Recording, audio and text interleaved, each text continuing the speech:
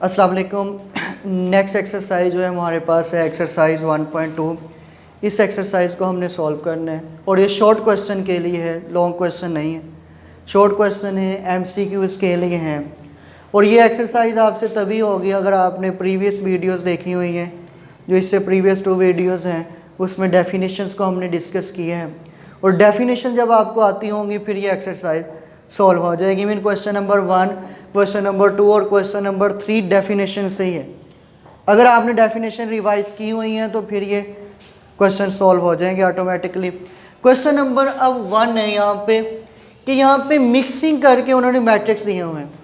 Mix है matrix mix है, A B C D E F different है। इसमें से हमने बताना है क्या है। वो कहते हैं आइडेंटिटी मैट्रिक्स कौन सा है, यूनिट मैट्रिक्स कौन सा है, रो मैट्रिक्स कौन सा है और नल मैट्रिक्स कौन सा है। जस्ट आइडेंटिफाई करना है हमने, जस्ट इसमें से बताना है कि यूनिट मैट्रिक्स कौन सा है।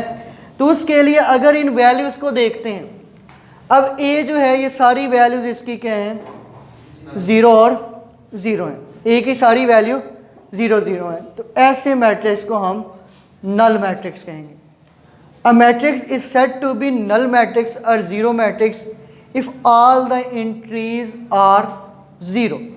अगर सारी की सारी एंट्रीज 0 होंगी तो वो मैट्रिक्स क्या कहलाएगा, नल मैट्रिक्स कहलाएगा।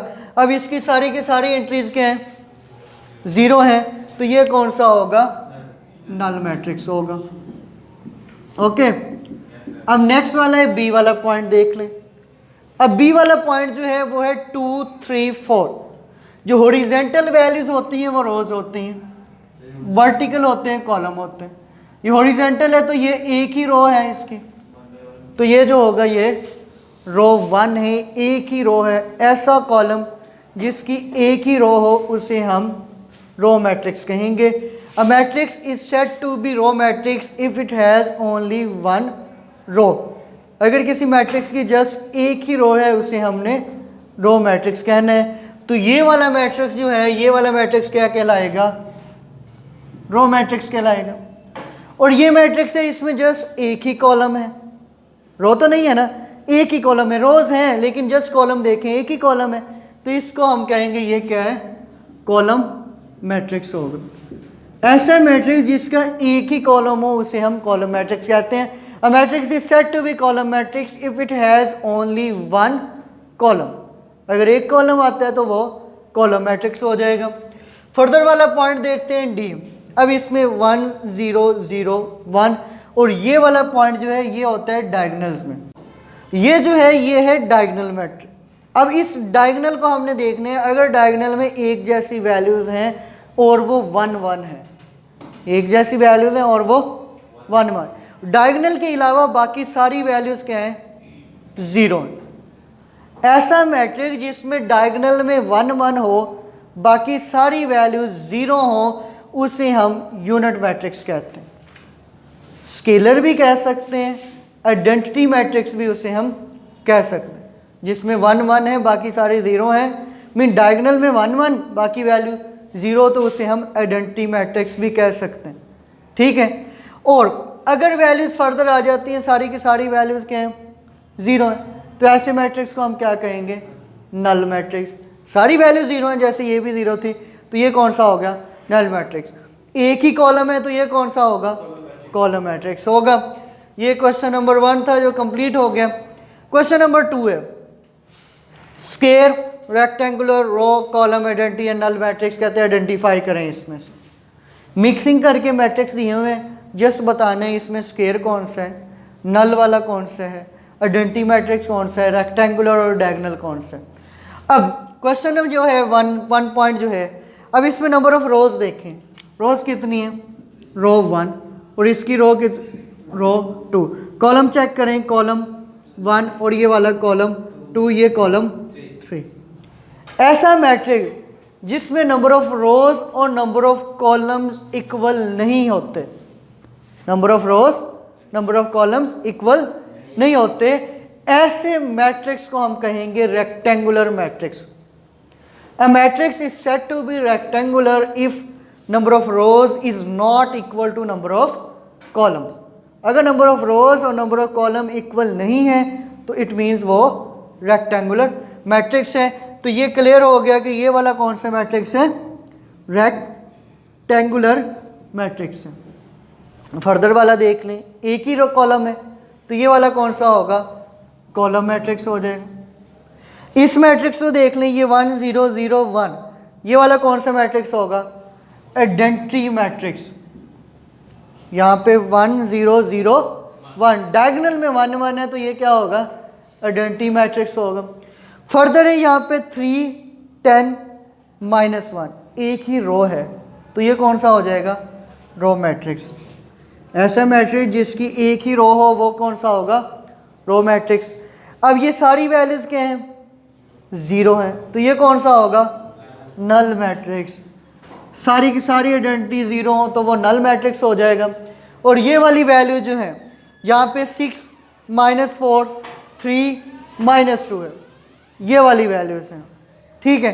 अब इसमें रोज देखें, रो 1 ये वाली रो 2, कॉलम 1 कॉलम 2, 2 रोज 2 कॉलम, तो ये वाली वैल्यू क्या बनेगी, जिसकी एक जितनी रोज हो एक जितनी कॉलम हो, तो ऐसे मैट्रिक्स को हम स्क्वायर मैट्रिक्स कहते हैं। A matrix is said to be square matrix if number of rows is equal to number of column. तो ये वाला मैट्रिक्स क्या हो गया, स्क्वायर मैट्रिक्स हो गया। 2 रोज 2 कॉलम तो ये स्क्वायर मैट्रिक्स है। इसी तरह अगर 3 रोज 3 कॉलम होते फिर भी वो स्क्वायर मैट्रिक्स ही होता, 1 रो 1 कॉलम होता फिर भी वो स्क्वायर मैट्रिक्स होना था, क्योंकि रो और कॉलम इक्वल है। क्लियर हो गया ये वाला पॉइंट।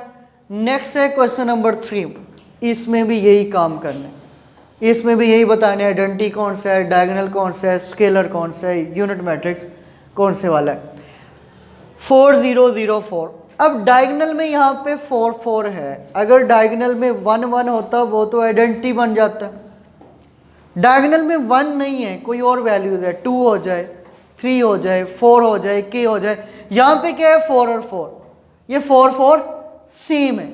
तो ऐसा मैट्रिक्स जिसमें डायगोनल में 1 के अलावा बाकी वैल्यूज सेम आती हैं और उसके अलावा बाकी 0 होती हैं, ऐसे मैट्रिक्स को हम स्केलर मैट्रिक्स कहते हैं। A matrix is said to be scalar matrix if the diagonal entries are same and other entries are equal to 0।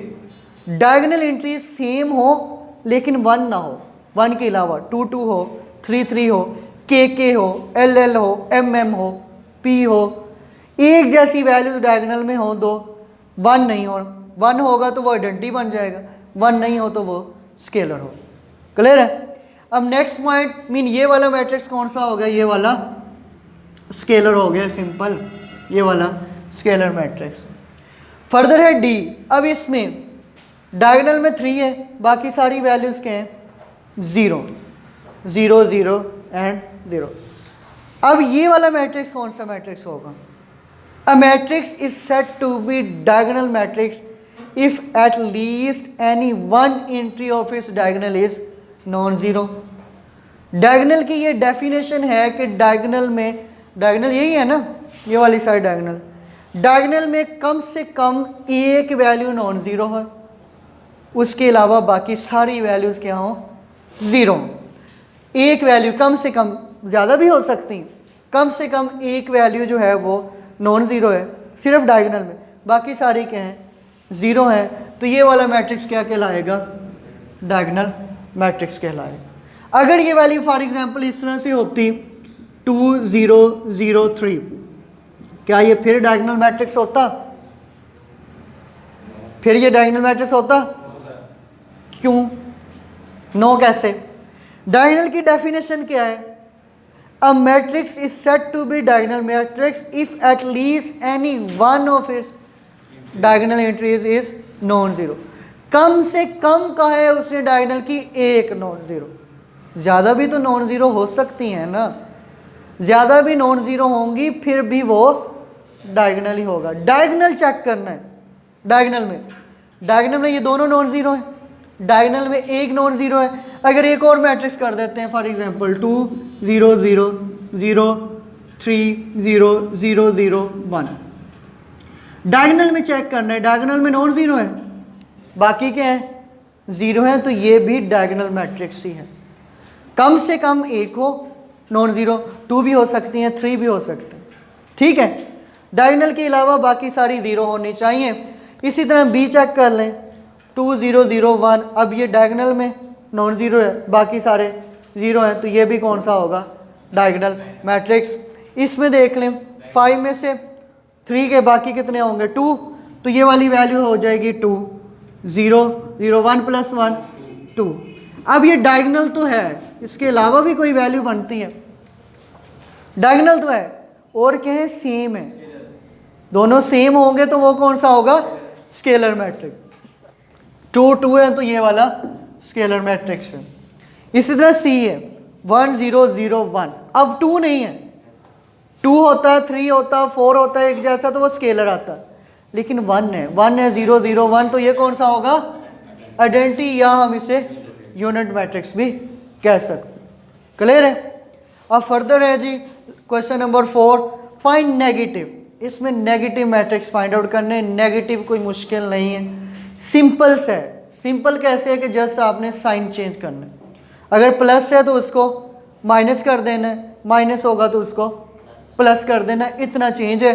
Mean ये सी फॉर एग्जांपल ए है, इसका नेगेटिव फाइंड आउट करना है तो क्या होगा, प्लस ए था तो माइनस ए, +1 है तो 0 का 0, -1 है तो +1, ये आंसर हो गया इसका। इसी तरह बी है, बी की वैल्यू प्लस है तो माइनस, ये प्लस है तो -3, माइनस है तो +1, +2 है तो -2, +1 है तो -1, ये इसका सोल्यूशन अगर लिखना हो तो ये क्या होगा, इसका आंसर होगा।